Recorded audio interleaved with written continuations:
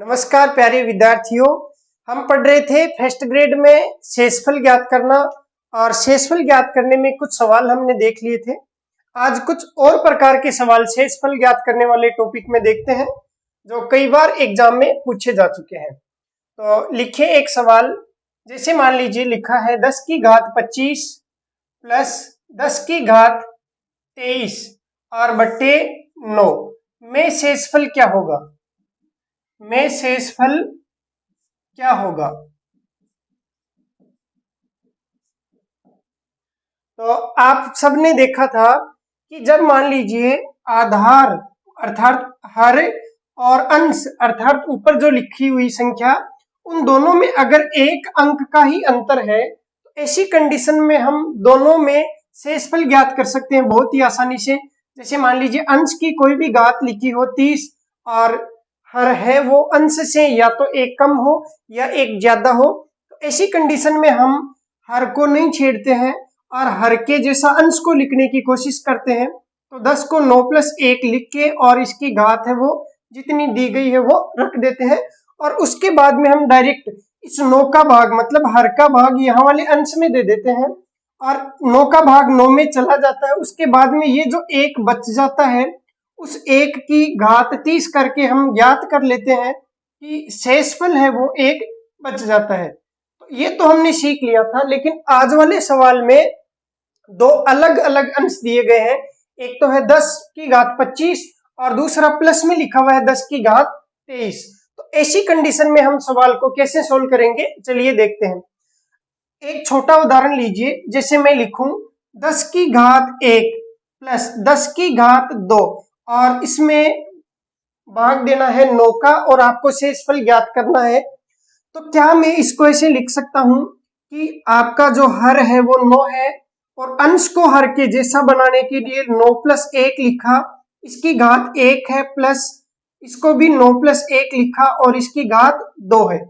अब 9 से 9 भाज्य है क्योंकि 9 का भाग 9 में जाता है, 1 बच गया और 1 की घात 1 होता है 1 प्लस यहाँ 9 का भाग 9 में चला जाएगा और यहाँ पर भी 1 बचेगा, 1 की घात 2 होती है 1, 1 प्लस 1 हो जाता है 2 और 2 शेष आपको प्राप्त होते हैं। एक बार इसको डायरेक्ट हल करके देखते हैं। 10 की घात 1 होता है 10 प्लस 10 की घात 2 होता है 100 और इसमें भाग देना है 9 का। 10 और 100 को जोड़ेंगे तो हो जाएगा 110 और इसमें भाग दिया 9 का। 9 एकम 9 बच गया 2 उतारा 0 हो गए 20, 9 का भाग 20 में देना है तो 9 दूना 18 और बच जाते हैं 2 शेष। तो आप देखेंगे कि 12 नंबर 108 होता है और 2 शेष बच जाता है। तो दोनों ही कंडीशन में शेष समान है, इसका मतलब एक या दो घात हो, चाहे यहाँ पे 10 या 20 घात हो, कितनी भी घातें क्यों नहीं हो, हम इनको अलग अलग शेष ज्ञात करके फिर जो शेष बचेंगे उनको जोड़ के हम शेष ज्ञात कर सकते हैं। तो चलिए यही तरीका यहाँ के लिए अप्लाई करते हैं। तो आपको बताया गया है कि आधार को नहीं छेड़ना है, जैसी नींव है वैसी बिल्डिंग ऊपर बनानी है। तो यहाँ पे 9 लिखा तो इस 10 को भी आप 9 के रूप में ही लिखेंगे, इसको लिखेंगे 9 प्लस 1, इसकी घात है 25 और प्लस में लिखेंगे इस 10 को 9 प्लस 1 और इसकी घात भी लिखेंगे 23। अब 9 का भाग इस 9 में चला जाएगा, शेष नहीं बचेगा, लेकिन इस 1 में नहीं जाएगा तो एक शेष बच जाएगा। 1 की घात 25 होता है 1 प्लस इस 9 का भाग 9 में चला जाएगा लेकिन 1 में नहीं जाएगा तो 1 बच जाएगा और 1 की घात होगी 23। 1 की घात 25 भी 1 और 1 की घात 23 भी 1, 1 और 1 दोनों मिलके हो गए 2। तो आपके पास में आया 2 शेष। आपने देखा कि आप आसानी से इस प्रकार से प्लस या माइनस में कुछ संख्याएं लिखी गई है तो उनमें शेष ज्ञात कर सकते हैं। आप इसको नोट कर लीजिए। फिर एक सवाल और देखते हैं। लिखिए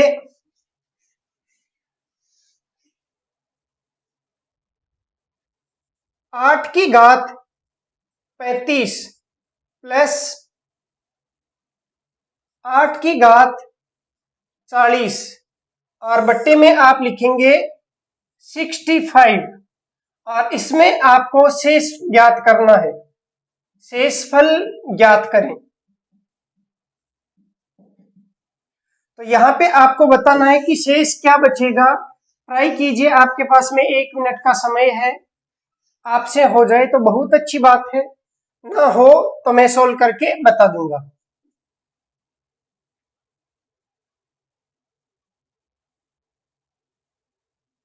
आपका पढ़ा हुआ है कि 8 का स्क्वायर होता है 64, तो आप इसको 8 के स्क्वायर के रूप में लिख सकते हैं, लेकिन दिक्कत ये आई कि घात इसकी विषम में रह गई। तो मैंने ये भी आपको पढ़ा रखा है कि जब विषम घात हो तो एक 8 को तो आप बाहर रख सकते हैं, उसके अलावा जितने 8 और बच गए, 8 की घात 34 है, उसको आप एक साथ लिख सकते हैं। 8 की घात 34 को आपने यहाँ पे लिख लिया, 8 की घात 1 गुणा 8 की घात 34 दोनों मिलके वापस हो जाएंगे 8 की घात 35 प्लस 8 की घात 40 है, इसमें कोई दिक्कत आपको आएगी नहीं, और बट्टे में 65 है। मैंने इसको ऐसे क्यों लिखा, क्योंकि 8 का स्क्वायर 64 होता है, वो 65 से 1 कम है, तो अंश में और हर में आपको 1 का अंतर लेके आना है, आपको इस रूप में इसको लिख लेना है। तो नेक्स्ट आप सोल्व करेंगे, 8 की घात 1 पड़ा रहेगा, क्योंकि 8 की घात 34 को आप ऐसे लिख सकते हैं 8 का स्क्वायर की घात 17, क्योंकि 8 का स्क्वायर 64, 64 65 से 1 कम है। अब इस 8 को लिखेंगे 8 के स्क्वायर की घात 20, क्योंकि गुणा होके 20 दूना 40 और 17 दूना 34 वापिस हो जाएगा, आप लिखेंगे 65 बट्टे में।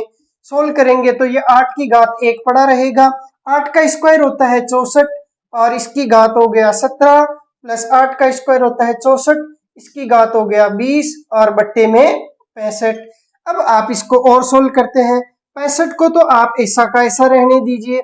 अब ये लिखा हुआ है 8 की घात 1, अब आप इस 64 को लिखेंगे 65 माइनस 1, 65 माइनस 1 और इसकी घात कितनी 17 प्लस आप लिखेंगे 64, 64 को 65 माइनस 1 और इसकी घात 20। अब आप इसको सोल्व करेंगे तो 8 की घात 1 पड़ा रहेगा, 65 माइनस 1 तो 65 का भाग इस 65 में चला जाएगा, लेकिन बचेगा माइनस का 1, माइनस के 1 की घात है विषम, तो माइनस के 1 की घात विषम होने से ये आएगा माइनस का 1, माइनस का 1 इस 8 से गुणा होके हो जाएगा माइनस का 8। आगे वाले को सोल्व करते हैं, 65 का भाग 65 में चला जाएगा, बचेगा माइनस का 1, माइनस के 1 की घात है 20, तो सम घात होने के कारण से वो आएगा प्लस का 1, और बट्टे में 65 लिखो तो लिखो, नहीं तो मत लिखो, कोई प्रभाव नहीं पड़ेगा, क्योंकि हमें केवल शेषफल ज्ञात करना है।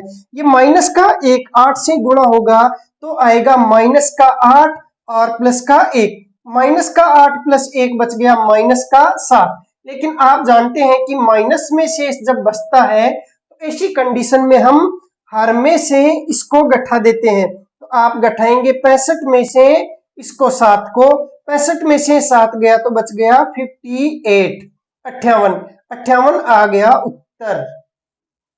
नोट कर लीजिए इसको भी। तो ये बहुत आसान होते हैं, इनमें वही तरीका यूज करना है जो पिछली क्लास में मैंने आपको पढ़ाया था।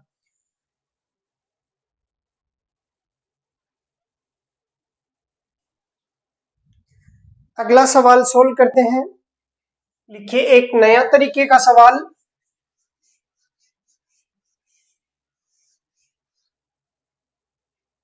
एक नॉर्मल सा सवाल लेते हैं, जैसे लिखिए 10 गुणा 11 और इसमें भाग देना है आपको 9 का, इसमें आपको शेषफल ज्ञात करना है। ऐसा सिंपल सवाल नहीं पूछा जाएगा, लेकिन मैं आपको शुरुआत कर रहा हूं इसलिए बिल्कुल इजी सवाल लिखा है, नहीं तो क्या है कि डायरेक्टली इसको सभी सोल्व करके उत्तर दे देंगे तो इतना सिंपल नहीं आएगा, लेकिन फिलहाल हम शुरुआत कर रहे हैं इसलिए आपको थोड़ा समझ में आ जाए, इस कारण मैंने बिल्कुल सिंपल संख्या आपके लिए लिखी है। अब 10 गुणा 11 और बट्टी लिखा हुआ है 9, इसमें आपको शेष ज्ञात करना है। अभी तक जो हमने पढ़ा उसमें यहाँ पे प्लस का चिन्ह था, लेकिन इस बार अगर गुणा के रूप में संख्याएं आ जाए तो हम कैसे शेषफल ज्ञात करते हैं, चलो सॉल्व करना स्टार्ट करते हैं। देखो वैसे डायरेक्टली आप देखेंगे तो 10 को 11 से गुणा किया तो 110 हो गया, 110 में 9 का भाग देंगे तो 12 गुणा 9 12 में 108 होता है और 2 शेष प्राप्त हो जाएगा। लेकिन हम दूसरा तरीका यूज करते हैं, देखो 9 का भाग अगर 10 में दूं तो कितना शेष बचेगा 1, तो यहाँ पे मैं ऐसे इसको लिख सकता हूं 9 प्लस 1, और गुणा है तो गुणा पड़ा रहने दो, 11 को लिख सकता हूं 9 प्लस 2। मैंने ऐसा क्यों लिखा, क्योंकि आप जानते हैं जैसा हर है वैसी ही ऊपर वाली संख्याओं को बना देना है। तो 9 को अगर आधार 9 है तो इस 10 को 9 प्लस 1 लिखा, और आधार 9 होने के कारण इस 11 को 9 प्लस 2 लिखा। 9 का भाग 9 में चला जाएगा, बचेगा 1, और गुणा का चिन्ह है तो गुणा रहने दो, 9 का भाग 9 में चला जाएगा, बच जाएगा 2, 1 गुणा 2 होता है 2, और ये आ गया 2 शेष। आपने देखा कि जब सीधा भाग दिया था तब भी 2 शेष आया था। तो आपको क्या करना है, बड़ी संख्याएं जब आ जाए, जैसे ये सवाल एग्जाम में पूछा जा सकता है, लिखिए एक बड़ा सा सवाल, 111 गुणा 112 गुणा 113 गुणा 114 गुणा 115 गुणा 116, और इन सब में भाग देना है 110 का, तो शेषफल क्या बचेगा आपको ज्ञात करना है, शेषफल क्या होगा। तो ट्राई कीजिए, देखें आप कितना शेषफल ज्ञात करते हैं। 1 मिनट का समय आपके पास में है, सोल्व कीजिए इसको।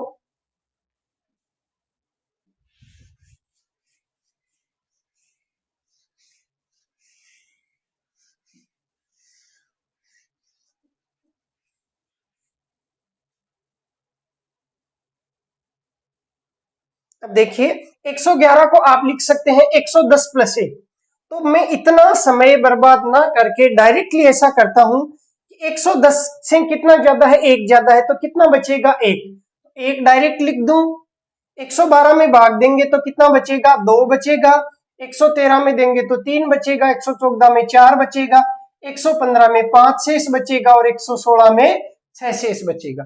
बट्टे आप 110 लिखें चाहे ना लिखें कोई प्रभाव नहीं पड़ता। अब आप इसको सोल्व करेंगे तो देखो 5 को हमेशा सम संख्या से गुणा किया करो, जैसे 5 को 2 से गुणा किया 10 आ गया, उसके बाद में 6 चौके 24 और 24 दिए 72, 24 दूना 48, 24 दिए 72, 72 को 10 से गुणा किया आ गया 720।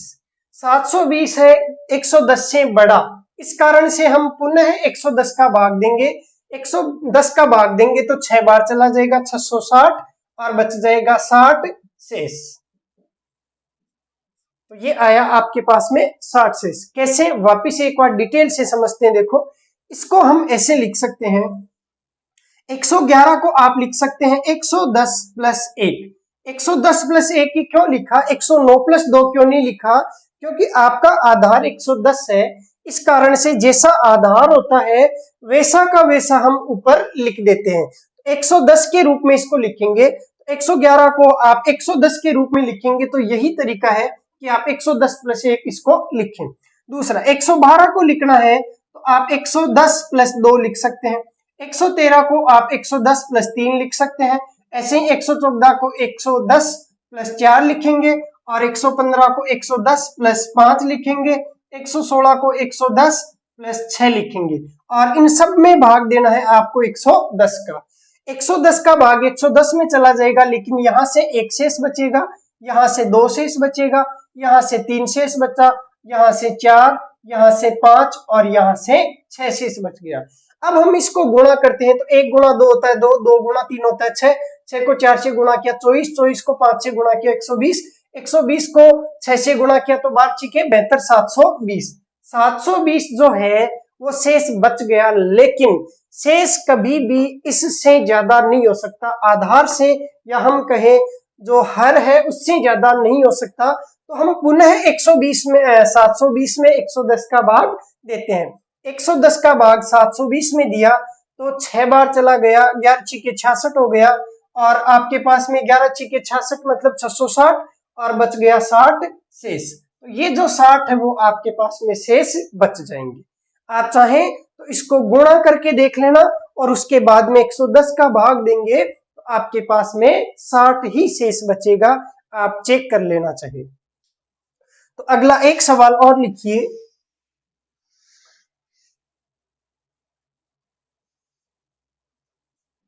आप लिखेंगे 53 गुणा 54 गुणा 56 गुणा 57 गुणा 58, और इसमें भाग देना है 55 का, तो शेष क्या बचेगा। आपको ज्ञात करना है इसमें शेष क्या बचेगा। तो ये जो 53 है वो 55 से 2 कम है, तो आप 55 के रूप में लिखेंगे 55 माइनस 2। आप 54 को लिखेंगे 55 माइनस 1। आप 56 को लिखेंगे 55 प्लस 2, सॉरी 55 प्लस 1। आप 57 को लिखेंगे 55 प्लस 2। आप 58 को लिखेंगे 55 प्लस 3, और इसके पूरे के बट्टे में होगा 55। इसका भाग इन सब में तो चला जाएगा, लेकिन क्रम से माइनस का 2, माइनस का 1, प्लस का 1, प्लस का 2 और प्लस के 3 शेषफल के रूप में बच जाएंगे। चलिए हम इनको लिख लेते हैं। माइनस का 2 बच गया, इसमें माइनस का 1 बच गया, यहाँ पे 1 बच गया, 2 बच गया और 3 बच गया। चाहे तो बट्टे में 55 लिखें, चाहे तो ना लिखें। माइनस का 2 माइनस के 1 से गुणा होगा तो माइनस और माइनस हो जाएगा प्लस का, तो ये माइनस 2 गुणा माइनस 1 हो जाएगा प्लस का 2। 2 को 1 से गुणा किया 2, 2 को 2 से गुणा किया 4, 4 को 3 से गुणा किया 12, और ये आ गया आपके पास में 12 शेष। ये आपका उत्तर होगा। अगला सवाल लिखिए, बताना देखें। एग्जाम में तो ऐसा नहीं पूछा जाएगा शायद, लेकिन आप एक बार के लिए इसी सवाल को ऐसे लिखें। 53 गुणा 54 गुणा 55 गुणा 56 गुणा 57 और गुणा 58, और इसमें अगर 55 का भाग दूं तो शेष क्या बचेगा। तो शेष क्या बचेगा।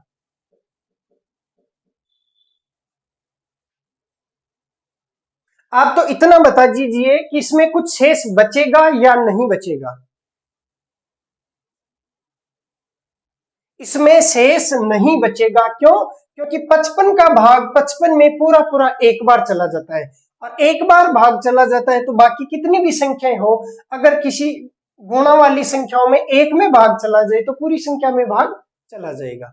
अगर आपके नहीं समझ में आया तो देखो बताता हूं कैसे। एक छोटा उदाहरण लीजिए। मैं लिखता हूं 5 गुणा 6, और इसमें भाग देना है 5 को। जैसे सारी संख्याएं गुणा के रूप में है, मैंने दो संख्याएं ले ली है गुणा के रूप में। अगर 5 का भाग 1 5 में जाता है, इसका मतलब शेष कुछ नहीं बचेगा। पूरा पूरा भाग जाने के बाद में शेषफल कुछ भी नहीं बचता है।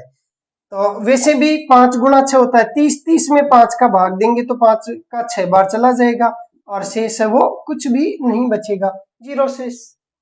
तो वही बात यहाँ पे है, क्योंकि 55 का भाग 55 में चला जाएगा तो जीरो शेष, और जीरो शेष जब इन सब से गुणा होगा तो सबको जीरो शेष बना देगा। या डिटेल वाला तरीका आप देख सकते हैं। आप इसको लिख सकते हैं 55 माइनस 2, 53 को। 54 को लिखा 55 माइनस 1, 55 को लिखा 55 प्लस 0 लिखो चाहे माइनस 0 लिखो, कोई प्रभाव नहीं पड़ेगा। 56 को 55 प्लस 1 लिखा, 57 को 55 प्लस 2 लिखा, और 58 को 55 प्लस 3 लिखा। अब आप देखेंगे 55 का भाग 55 में जाएगा, माइनस का 2 बचेगा, माइनस का 1 शेष बचेगा, 0 बचेगा शेष, 1 शेष, 2 शेष और 3 शेष। जब ये 0 इनसे गुणा होगा तो इन सबको 0 कर देगा, और क्या शेष बचेगा, 0। इतना तो आप सब जानते ही हैं कि अगर किसी एक संख्या में पूरा पूरा भाग चला जाए तो फिर शेष कुछ भी नहीं बचता है, जीरो शेष बचता है। अगला सवाल लिखिए।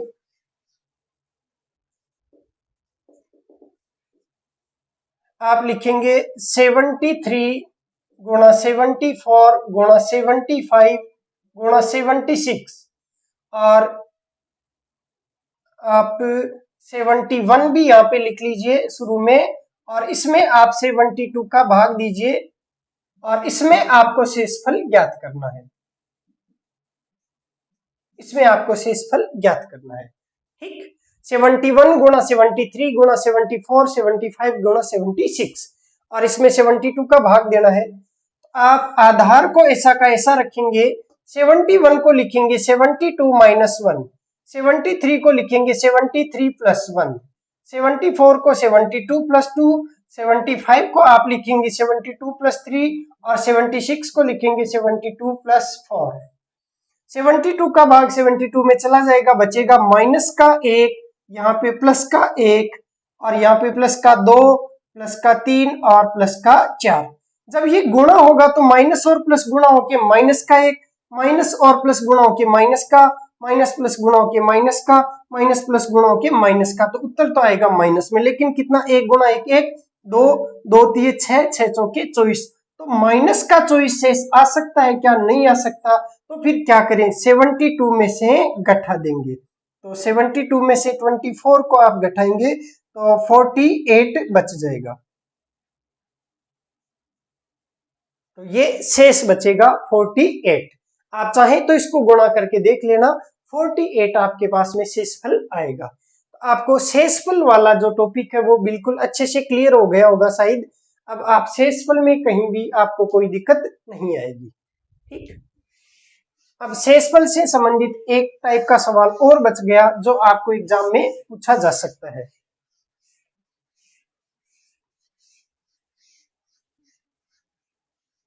तो उस सवाल से पहले हम वास्तविकता में देखते हैं कि शेषफल कैसे बचता है। तो देखिए, आपको बताया भी है मैंने भाज्य वाली संख्याओं में, जैसे मान लीजिए कोई संख्या है 100, आपको इसमें भाग देना है 11 का। तो 11 का भाग इसमें 100 में देंगे तो 9 बार चला जाएगा, 11 9 99 हो गए और एक है वो शेष बच गया। अगर मैं कहूं कि ये 11 क्या है, आपको बताया हुआ है पिछली वाली क्लासों में कि 11 क्या होता है, भाजक। 11 होता है भाजक, जिसके एंड में क लिखा होता है वो है होता है कर्ता, अर्थात भाजक का मतलब भाग देने वाला, धावक का मतलब दौड़ने वाला, नायक का मतलब अभिनय करने वाला, गायक का मतलब गाने वाला। ठीक, तो जिसके एंड में क है इसका मतलब वो कर्ता है, जो भाग देने वाला है वो भाजक है। और जो रिजल्ट आता है उसको आप फल कहते हैं। तो जो भाग देने पर फल आता है उसको आप भागफल कहेंगे। तो ये 9 हो गया भागफल, और जो शेष बच जाए आप उसको शेष फल कहते हैं। अगर मैं कहूं कि ये 100 मुझे वापस प्राप्त करना है, तो 11 को अगर 9 से गुणा कर दूं और उसमें ये 1 जोड़ दूं, अगर मैं 11 को 9 से गुणा कर दूं, 11 गुणा 9, उसमें ये एक बचा हुआ जोड़ दूं तो ये वापिस आपके पास में 100 प्राप्त हो जाएगा। 11 9 99 प्लस ये बचा हुआ 1 तो हो जाएगा पूरा 100। तो ये 11 है भाजक। तो आप लिख सकते हैं भाजक गुणा भागफल, और ये 1 है शेषफल, तो आप लिख सकते हैं प्लस शेषफल। और प्राप्त क्या हो गया, 100, इसका मतलब भाज्य। 100 क्या है, 100 ऐसी संख्या है जिसमें आप भाग दे रहे हैं, तो जिसमें भाग दिया जाता है वो संख्या भाज्य संख्या कहलाती है। अगर पूरा पूरा भाग जाता है तब तो वो भाज्य, अगर इस संख्या में खुद के अलावा किसी भी संख्या का भाग नहीं जाता तो वो होती है अभाज्य। ठीक, तो आपको वो भाज्य अभाज्य यहाँ नहीं समझना है, आपको समझना है कि हम इसमें भाग दे रहे हैं फिलहाल, तो ये आपके लिए भाज्य है, क्योंकि आप 11 का भाग दे रहे हैं, 9 बार चला गया, इसका मतलब ये 11 से 9 बार भाज्य है। ठीक, और एक इसमें शेषफल बच गया। तो आपके पास में सूत्र बन गया कि भाज्य बराबर भाजक गुणा भागफल प्लस शेषफल। अब आप इसको नोट कर लीजिए, क्योंकि एग्जाम में आपको ऐसा भी पूछा जा सकता है कि वह भाज्य संख्या ज्ञात कीजिए जिसमें इसका भाग देने पर शेषफल ये और भागफल ये बचता है। तो आप वापिस भाज्य संख्या ज्ञात करने के लिए ये सूत्र रखेंगे, इसमें मान रखेंगे। ठीक, तो इसे नोट कर लीजिए सूत्र को और लिखिए एक सवाल।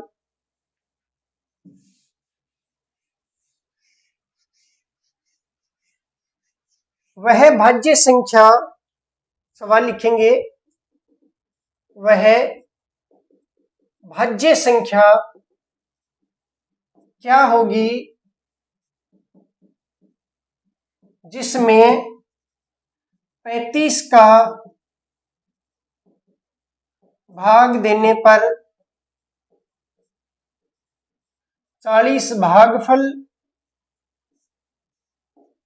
व 7 शेषफल प्राप्त होता है। बहुत नॉर्मल सवाल है। क्या पता कई बार एक आधा सवाल इजी सवाल पूछ लिया जाए और इस टाइप का सवाल आपसे एग्जाम में पूछ लिया जाए, तो आपको हर चीज आनी चाहिए।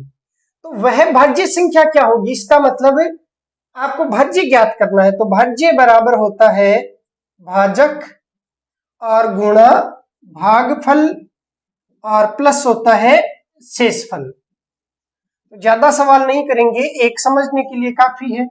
अब आपको भाज्य देके, भाजक देके, शेषफल देके भागफल पूछा जा सकता है, या भाज्य, भाजक और भागफल देके शेषफल पूछा जा सकता है, या भाजक पूछा जा सकता है, कुछ भी पूछा जा सकता है चारों में से। बाकी तीन के मान आपको दे देगा। यहाँ पे पूछा है कि वह भाज्य संख्या क्या है जिसमें 35 का भाग देने पर, इसका मतलब भाग किसका दे रहे हैं, 35 का, जिसका भाग दिया जाता है वो होती है भाजक, गुणा भागफल, भागफल कितना आया 40, प्लस शेषफल कितना 7, 35 का दुगुना 70, 70 का दुगुना 140, तो ये हो गया 1400, 35 को 4 से गुणा किया प्लस 7, ये हो गया 1407। तो वह भाज्य संख्या 1407 है। ठीक, तो आज की क्लास में हमने शेषफल जो बचा हुआ था थोड़ा सा वो पढ़ लिया है। बाकी अभी हम नेक्स्ट क्लास में पढ़ेंगे दशमलव संख्याएं, डेसिमल नंबर्स। और वो जो डेसिमल नंबर्स है वो बहुत ही ज्यादा आपके फर्स्ट ग्रेड के लिए उपयोगी है। थोड़ा सा मैं ब्रीफ में बता देता हूं कि डेसिमल नंबर्स से सवाल किस टाइप के पूछे जा सकते हैं। जैसे आपके पास में लिखा हुआ 0.3 का बार, या लिखा होता है 0.85 और 5 के ऊपर लिखा है बार, और आप इसको मतलब भिन्न के रूप में बदल के बताएंगे। या फिर पूछा जाता है 0.85 और इसमें 5 का बार प्लस 0.73 और यहाँ पे 3 का बार, इन दोनों को जोड़ के पूछा जा सकता है या इनको गुणा करके पूछा जा सकता है। तो ये आवर्ती और अनावर्ती संख्याएं होती है, कुछ अशांत और कुछ शांत, इस टाइप की संख्याएं होती है। तो ये डेसिमल नंबर से रिलेटेड है, ये पढ़ेंगे हम अगली क्लास में। बहुत ही ज्यादा इंपॉर्टेंट है और बहुत ही आसान तरीके से आपको पढ़ाया जाएगा, ऐसा तरीका बताया जाएगा जो आप कभी भी नहीं भूलेंगे। तो इंतजार कीजिए नेक्स्ट क्लास का, तब तक के लिए बाय बाय।